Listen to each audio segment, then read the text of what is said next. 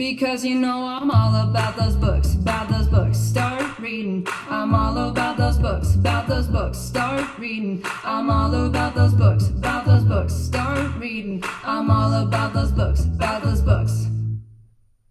Yeah, it's pretty clear that I am really cool. here. Because I'm reading, it's what I like. Assalamu alaikum. Time for chapter 13 of Hatchet. Alright. Boy, poor Brian was in a bad place last time we left him. Let's see what happens. SubhanAllah, he was depressed, wasn't he? Alright, chapter 13.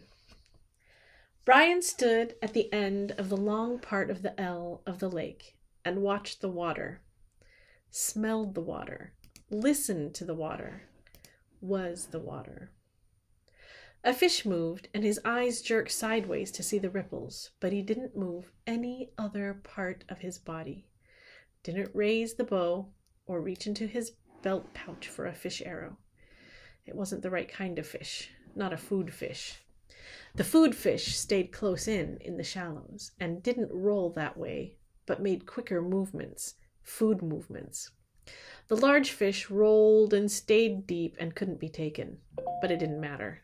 This day, this morning, he wasn't looking for fish. Fish was the light meat, and he was sick of them. He was looking for one of the foolish birds. He called them fool birds, and there was a flock that lived near the end of the long part of the lake. But something he didn't understand had stopped him, and he stood, breathing gently through his mouth to keep silent, letting his eyes and ears go out and do the work for him. It had happened before this way. Something had come into him from outside to warn him, and he had stopped. Once it had been the bear again. He had been taking the last of the raspberries, and something came inside and stopped him. When he looked where his ears said to look, there was a female bear with cubs. Had he taken 2 more steps, he would have come between the mother and her cubs, and that was a bad place to be. As it was, the mother had stood and faced him and made a sound, a low sound in her throat, to threaten and warn him. He paid attention to the feeling now, and he stood and waited patiently, knowing he was right and that something would come. Turn, smell, listen, feel, and then a sound, a small sound, and he looked up and away from the lake and saw the wolf. It was halfway up the hill from the lake, standing with its head and shoulders sticking out into a small opening, looking down on him with wide yellow eyes. He had never seen a wolf, and the size threw him. Not as big as a bear, but somehow seeming that large. The wolf carried all that was below him as his own, took Brian as his own. The wolf claimed all that was below him as his own, took Brian as his own. Brian looked back and for a moment felt afraid, because the wolf was so right. He knew Brian, knew him and owned him, and chose not to do anything to him. But the fear moved away, and Brian knew the wolf for what it was, another part of the woods, another part of it all. Brian relaxed the tension on the spear in his hand, settled the bow in his other hand from where it had started to come up. He knew the wolf now, as the wolf knew him, and he nodded to it. Nodded and smiled. The wolf watched him for another time, another part of his life. Then it turned and walked effortlessly up the hill, and as it came out of the brush, it was followed by 3 other wolves, all equally large and gray and beautiful, all looking down on him as they trotted past and away, and Brian nodded to each of them. He wasn't the same now. The Brian that stood and watched the wolves move away and nodded to them was completely changed. Time had come, time that he measured but didn't care about. Time had come into his life and moved out and left him different. In measured time, 47 days had passed since the crash. 42 days, he thought, since he had died and been born as the new Brian. When the plane had come and gone, it had put him down, gutted him, and dropped him, and left him with nothing. The rest of that first day he had gone down and down until dark. He'd let the fire go out. He'd forgotten to even eat a raw egg. He'd let his brain take him down to where he was done, where he wanted to be done and done, to where he wanted to die.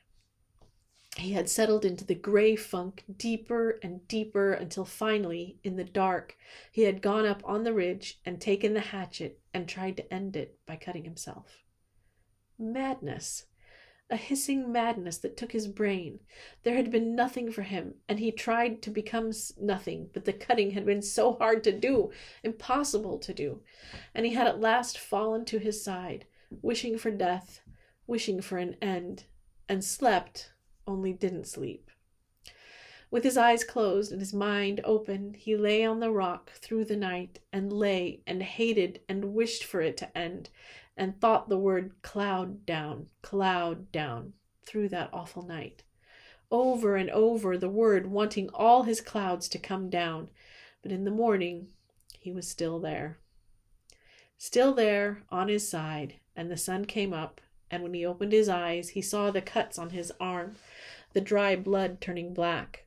He saw the blood and hated the blood, hated what he'd done to himself when he was the old Brian and was weak. And two things came into his mind, two true things. He was not the same. The plane passing changed him. The disappointment cut him down and made him new. He wasn't the same and would never again be like he had been. That was one of the true things, the new things. And the other one was that he would not die. He would not let death in again. He was new. Of course, he had made a lot of mistakes. He smiled now, walking up the lake shore after the wolves were gone, thinking of the early mistakes, the mistakes that came before he realized that he had to find new ways to be what he had become. He had made new fire, which he now kept going, using partially rotten wood because the punky wood would smolder for many hours and still come back with life. But that had been the extent of doing things right for a while. His first bow was a disaster that almost blinded him. He had sat a whole night and shaped the limbs carefully until the bow looked beautiful. Then he had spent 2 days making arrows. The shafts were willow, straight and with the bark peeled, and he fire-hardened the points and split a couple of them to make forked points, as he had done with the spear. He had no feathers, so he just left them bare, figuring for fish they only had to travel a few inches. He had no string, and that threw him until he looked down at his tennis shoes. They had long laces, too long, and he found that one lace cut in half would take care of both shoes, and that left the other lace for a bowstring. All seemed to be going well until he tried a test shot.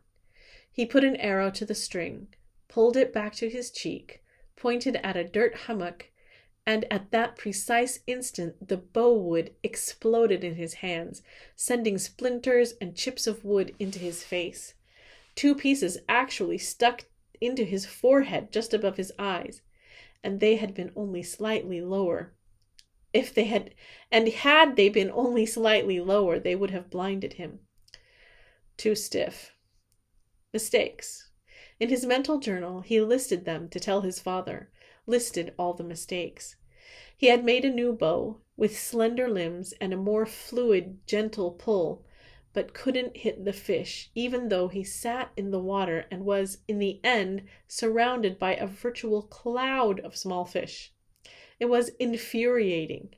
He would pull the bow back, set the arrow just above the water, and when the fish were no more than an inch away, release the arrow, only to miss. It seemed to him that the arrow had gone right through the fish again and again, but the fish didn't get hurt. Finally, after hours, he stuck the arrow down into the water, pulled the bow, and waited for a fish to come close. And while he was waiting, he noticed that the water seemed to make the arrow bend or break in the middle. Of course! He had forgotten that water refracts, bends light. He had learned that somewhere, in some class, maybe biology. He couldn't remember. But it did bend light, and that meant that the fish were not where they appeared to be. They were lower, just below, which meant he had to aim just under them. He would never forget his first hit. Not ever. A round-shaped fish with golden sides as gold as the sun, stopped in front of the arrow, and he aimed just beneath it at the bottom edge of the fish and released the arrow, and there was a bright flurry, a splash of gold in the water. He grabbed the arrow and raised it up, and the fish was on the other end, wiggling against the blue sky.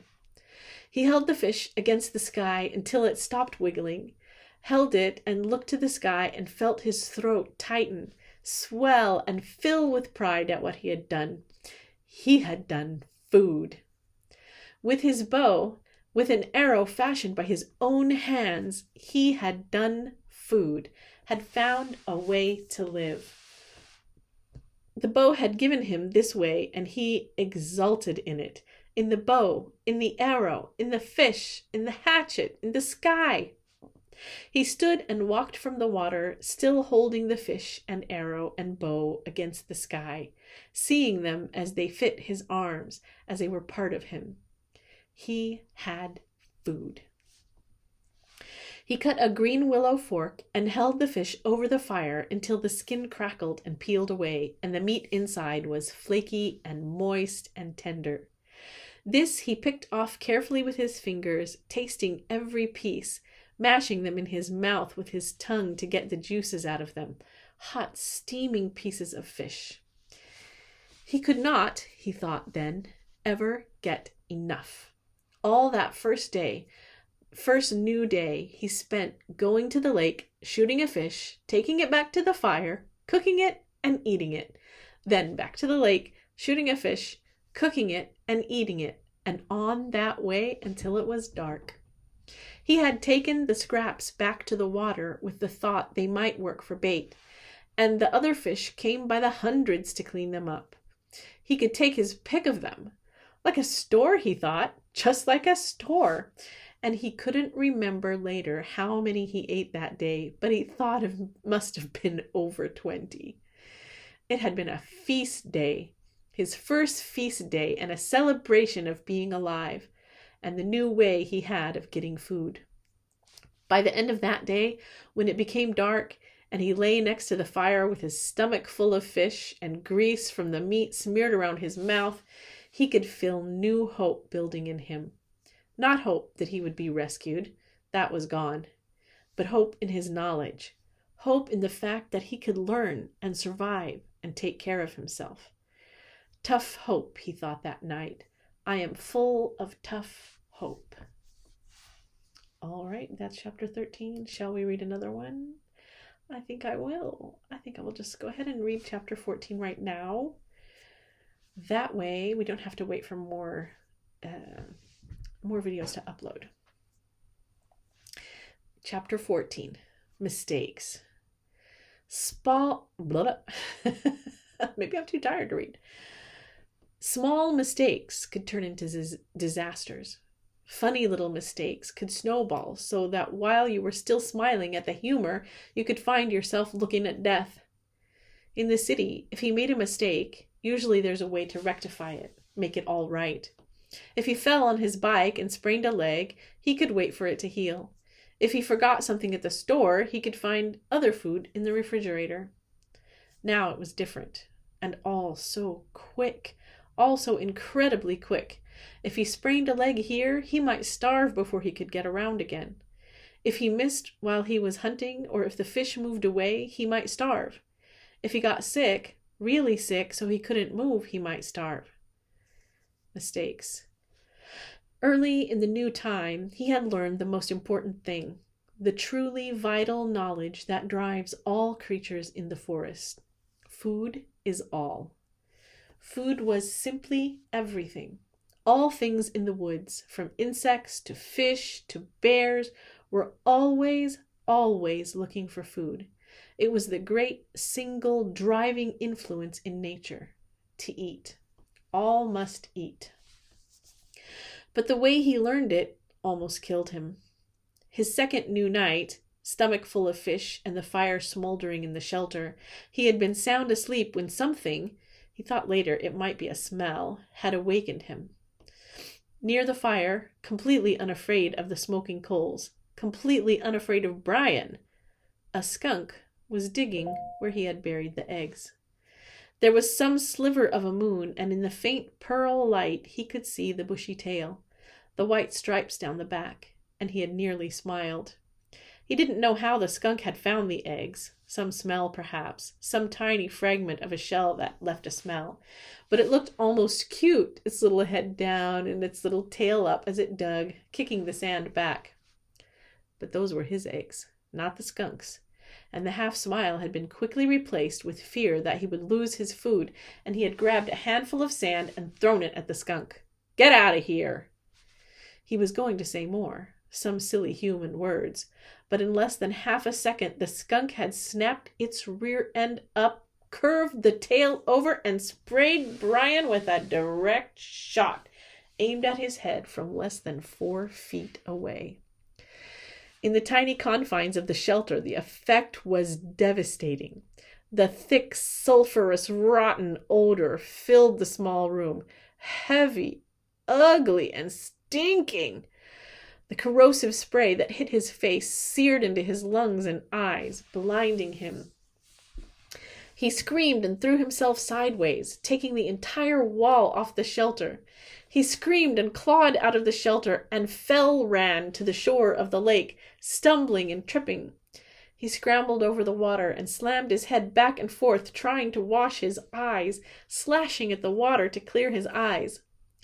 100 funny cartoons he had seen about skunks. Cute cartoons about the smell of skunks, cartoons to laugh at and joke about. But when the spray hit, there was nothing funny about it.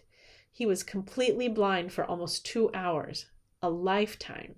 He thought that he might be permanently blind, or at least impaired, and that would have been the end. The pain in his eyes lasted for days, bothered him after that for 2 weeks.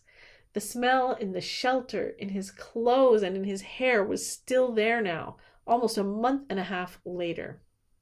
And he had nearly smiled. Mistakes. Food had to be protected. While he was in the lake, trying to clear his eyes, the skunk went ahead and dug up the rest of his turtle eggs and ate every one, licked all the shells clean, and couldn't have cared less that Brian was thrashing around in the water like a dying carp. The skunk had found food and was taking it, and Brian was paying for a lesson. Protect food and have a good shelter. Not just a shelter to keep the wind and rain out, but a shelter to protect, a shelter to make him safe. The day after the skunk, he set about making a good place to live. The basic idea had been good. The place for his shelter was right, but he just hadn't gone far enough. He'd been lazy, but now he knew the second most important thing about nature, about what drives nature. Food was first, but the work for the food went on and on. Nothing in nature was lazy. He had tried to take a shortcut and paid for it with his turtle eggs, which he had come to like more than any chicken eggs from the store. They had been fuller somehow, had more depth to them. He set about improving his shelter by tearing it down. From dead pines up the hill, he brought down heavier logs and fastened several of them across the opening, wedging them at the top and burying the bottoms in the sand. Then he wove long branches in through them to make a truly tight wall. And still not satisfied, he took even thinner branches and wove those into the first weave. When he was at last finished, he couldn't find a place to put his fist through. It all held together like a very stiffly woven basket. He judged the door opening to be the weakest spot, and here he took special time to weave a door of willows in so tight a mesh that no matter how a skunk tried, or a porcupine, he thought, looking at the marks on his leg, it could not possibly get through. He had no hinges, but by arranging some cut-off limbs at the top in the right way, he had a method to hook the door in place, and when he was in and the door was hung, he felt relatively safe. A bear, something big, could still get in by tearing at it, but nothing small could bother him, and the weave of the structure still allowed the smoke to filter up through the top and out. All in all, it took him 3 days to make the shelter, stopping to shoot fish and eat as he went, bathing 4 times a day to try and get the smell from the skunk to leave. When his house was done, finally done right, he turned his attention to the constant problem: food. It was all right to hunt and eat, or fish and eat, but what happened if he had to go a long time without food? What happened when the berries were gone and he got sick or hurt? Thinking of the skunk, laid up temporarily. He needed a way to store food, a place to store it, and he needed food to store. Mistakes. He had to learn from the mistakes. He couldn't bury food again, couldn't leave it in the shelter because something like a bear could get at it right away. It had to be high, somehow, high and safe.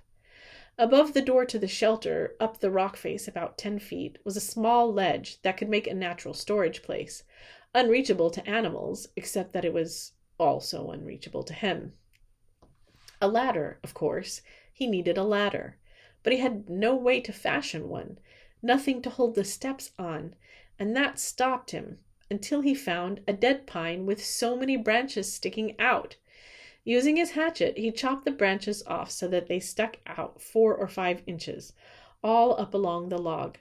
Then he cut the log off about 10 feet long and dragged it down to his shelter. It was a little heavy, but dry, and he could manage it. And when he propped it up, he found he could climb to the ledge with ease, though the tree did roll from side to side a bit as he climbed. His food shelf, as he thought of it, had been covered with bird manure, and he carefully scraped it clean with sticks. He had never seen birds there, but that was probably because the smoke from his fire went up right across the opening, and they didn't like smoke. Still, he had learned, and he took time to weave a snug door for the small opening with green willows, cutting it so it jammed in tightly. And when he finished, he stood back and looked at the rock face, his shelter below, the food shelf above, and allowed a small bit of pride to come. Not bad, he thought. Not bad for somebody who used to have trouble measuring the bearings on his bicycle. Not bad at all. Mistakes. He had made a good shelter and food shelf, but he had no food except for fish and the last of the berries. And the fish, as good as they still tasted then, were not something he could store. His mother had left some salmon out by mistake one time, and when they went on an overnight... His mother had left some salmon out by mistake one time when they had gone on an overnight trip to Cape Hesper to visit relatives, and when they got back, the smell filled the whole house. There was no way to store fish. At least, he thought, no way to store them dead. But as he looked at the weave of his structure, a thought came to him, and he moved down to the water. He had been putting the waste from the fish back in the water, and the food had attracted hundreds of new ones. I wonder... They seemed to come easily to the food, at least the small ones. He had no trouble now shooting them, and had even speared one with his old fish spear now that he knew how to aim low. He could dangle something in his fingers, and they came right up to it. It might be possible, he thought. It might just be possible to trap them. Make some kind of pond. To his right, at the base of the rock bluff, there were piles of smaller rocks that had fallen from the main chunk, splinters and hunks from double fist size to some as large as his head. He spent an afternoon carrying rocks to the beach and making what amounted to a large pen for holding live fish.